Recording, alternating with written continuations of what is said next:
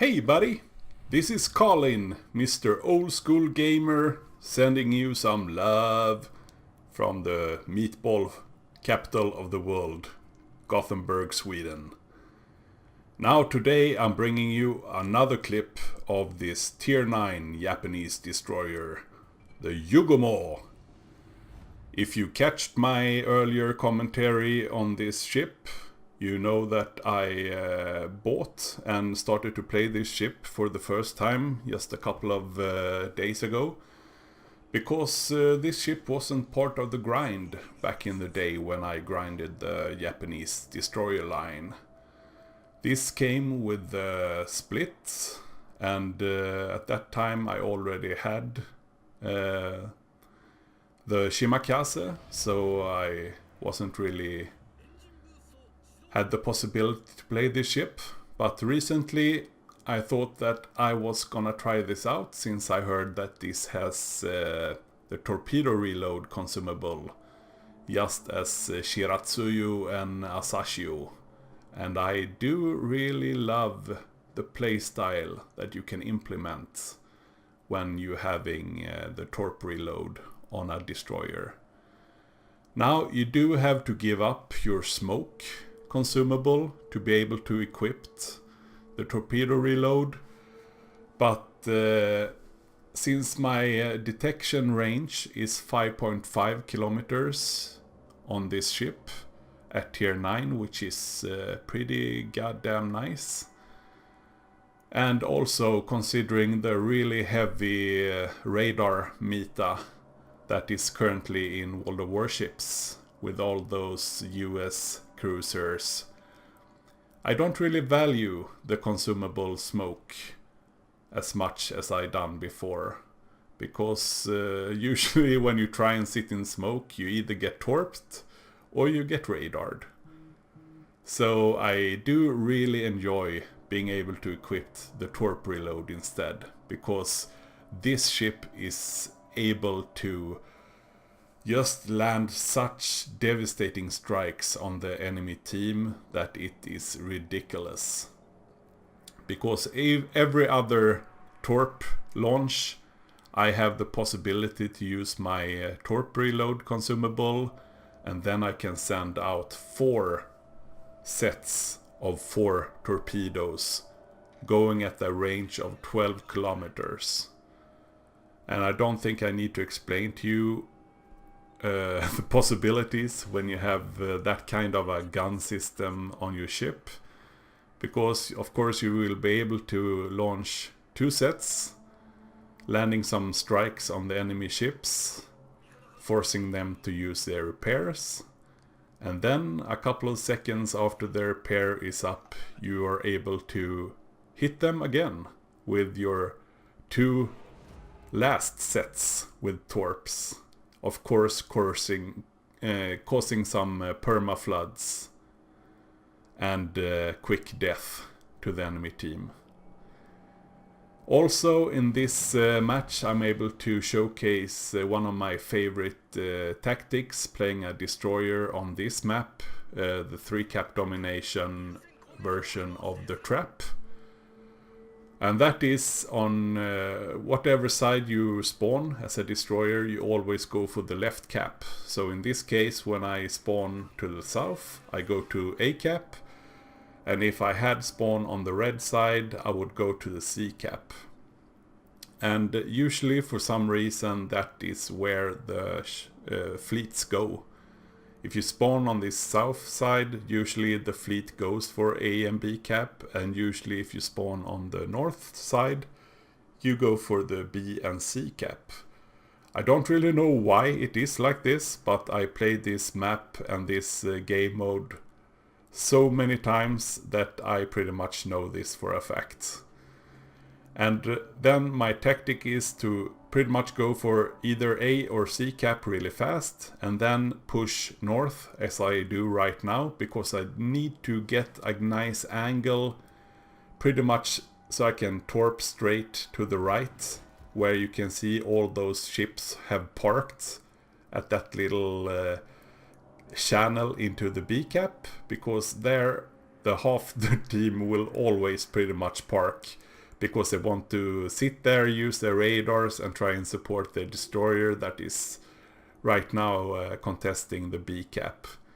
So if I get a little bit further up north, I will be able to have a great torpedo angle into all those ships. And that is of course a really juicy place to be as a destroyer, especially when you have the ability to launch 4 sets of torps. So now I'm pretty much in that great position. So I launch my 2 first sets, use my torp reload, and then I fire off my 2 last sets of torps, spreading them out, being able to cause just as much havoc on the enemy team as possible.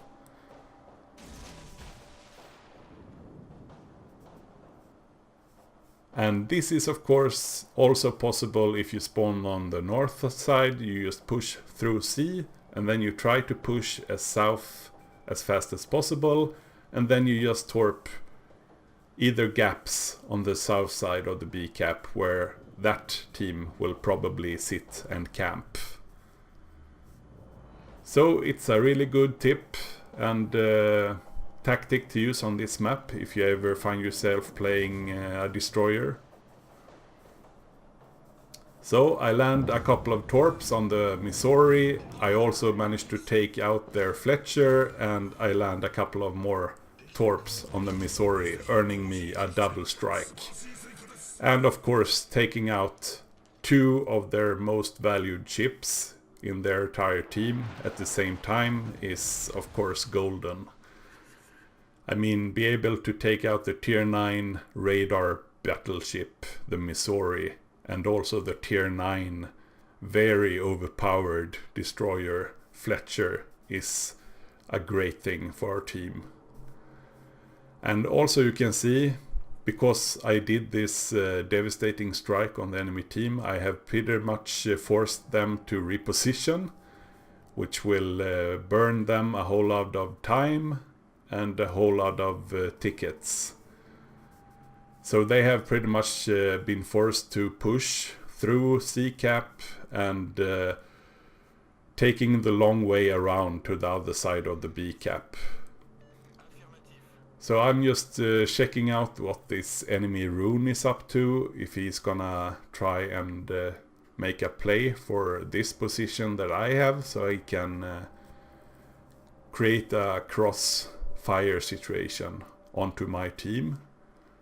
So I'm just checking out what he's doing, and then I will need to also reposition myself into the B-cap where I can be more value to my team, spotting and torping and of course trying to push the enemy team out of the B-cap for as long as possible.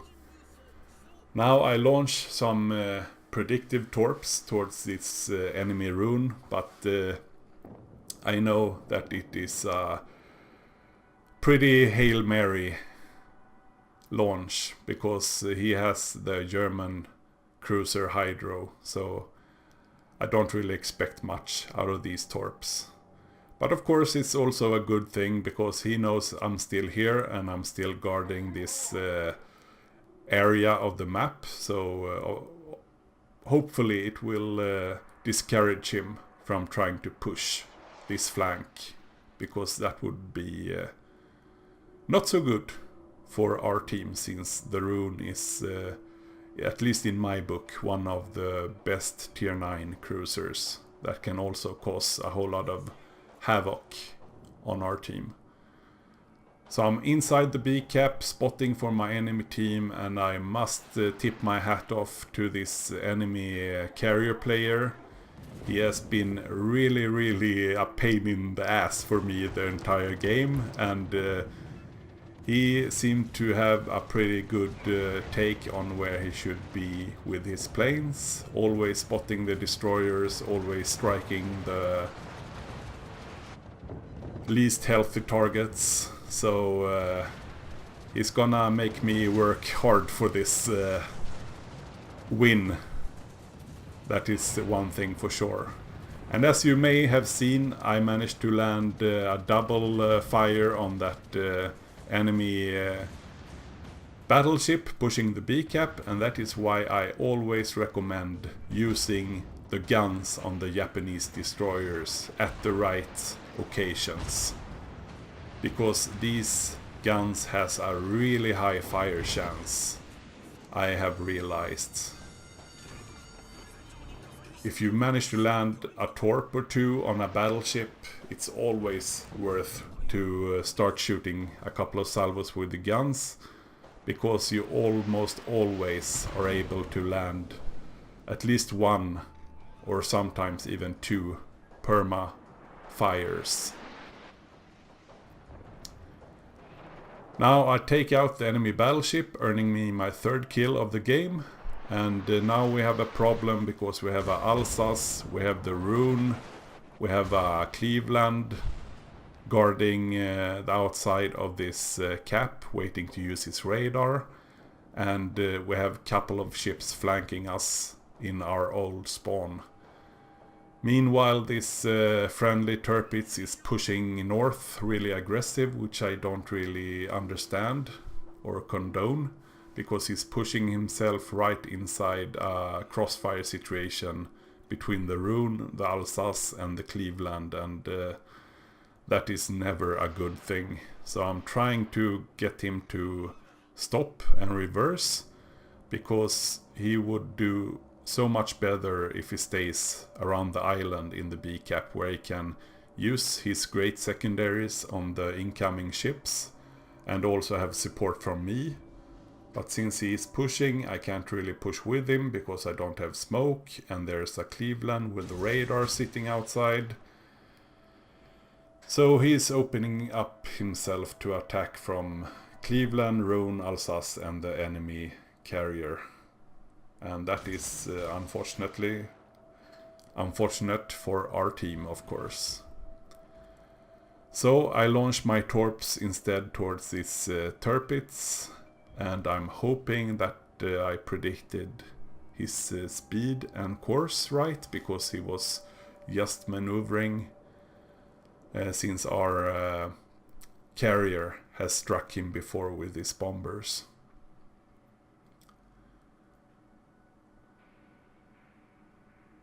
They do look pretty good, actually. Will this be my fourth kill?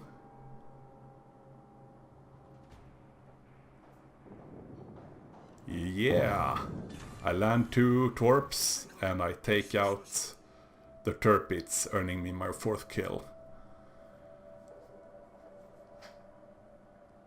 Now we did trade the Tirpitz for the Rune, which was very good. I don't really understand why the Rune didn't be able to torp the Tirpitz, but it's good thing that we managed to kill the Rune at least. Now we have the Alsace and Cleveland to worry about.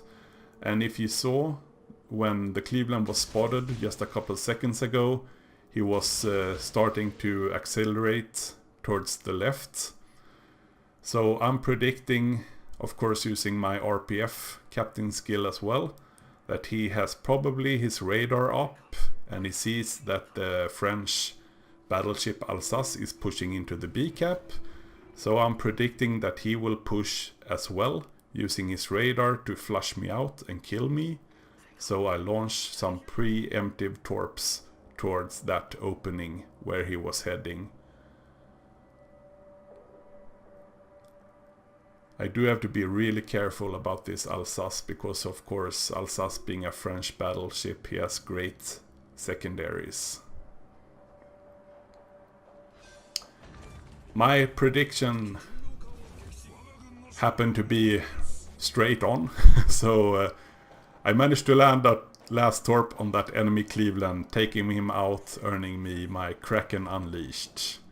Which was great, because I don't really know how I would have survived in this cap, with the carrier circling above, Alsace with his secondaries, and of course Cleveland with his HE spam and radar.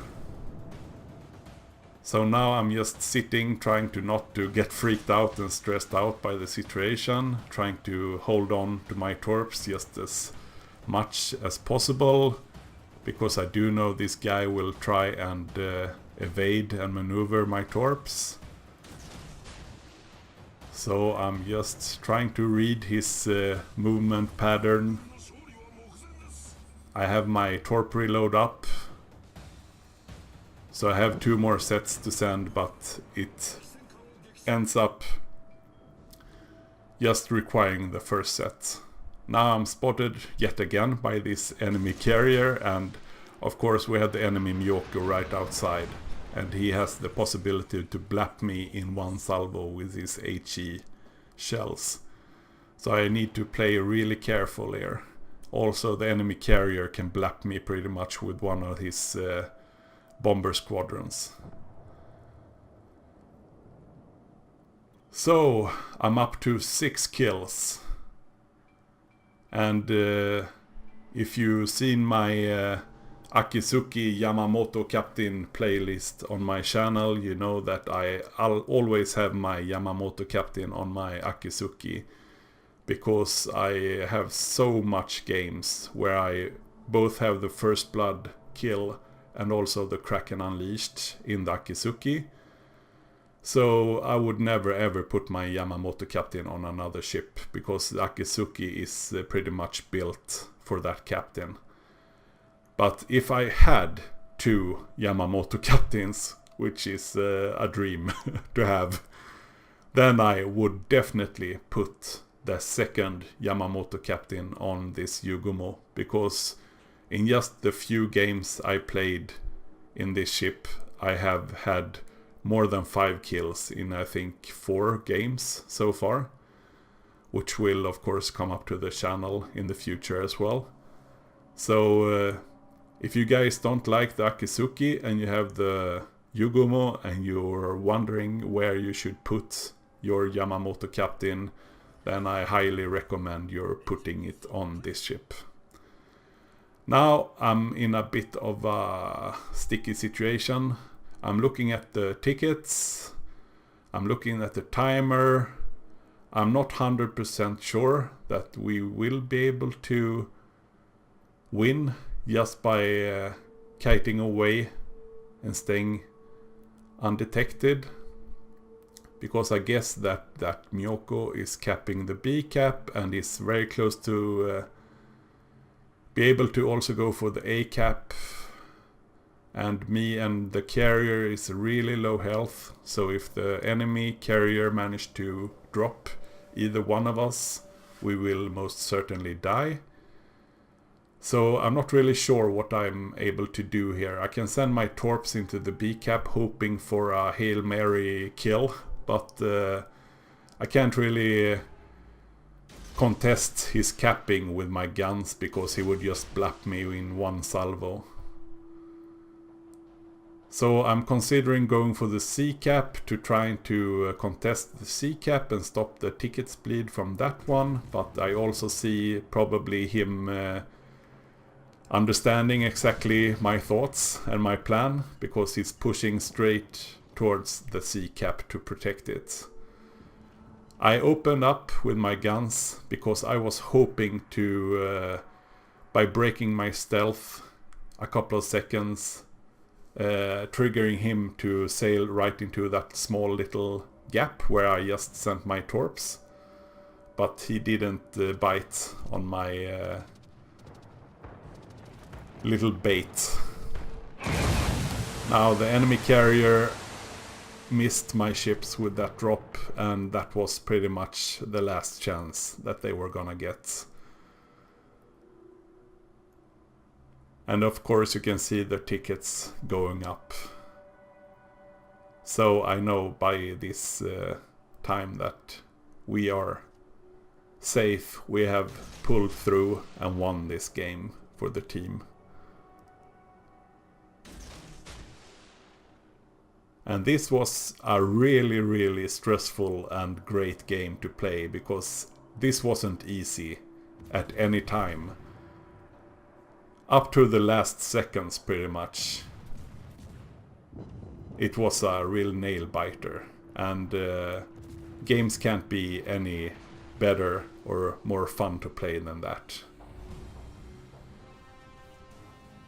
So, almost 500,000 or 500,000 credits, 140,000 damage done, 6 kills, double strike, devastating strike, Kraken Unleashed, 2.1 thousand base XP. I'm handing out some compliments to both teammates and some guys on the red team who I think played really, really great this round. So hats off to those guys. And of course, some nice damage numbers as well. Torpedoes, of course. Most of the damage done. And some nice credits and experience. So, I wanna thank you guys for watching this video. Please leave a like and a comment below, and don't forget to subscribe to the channel for more amazing gameplays. From Gothenburg, Sweden, Oldschool Gamer are out. Have a good one, guys. Bye bye.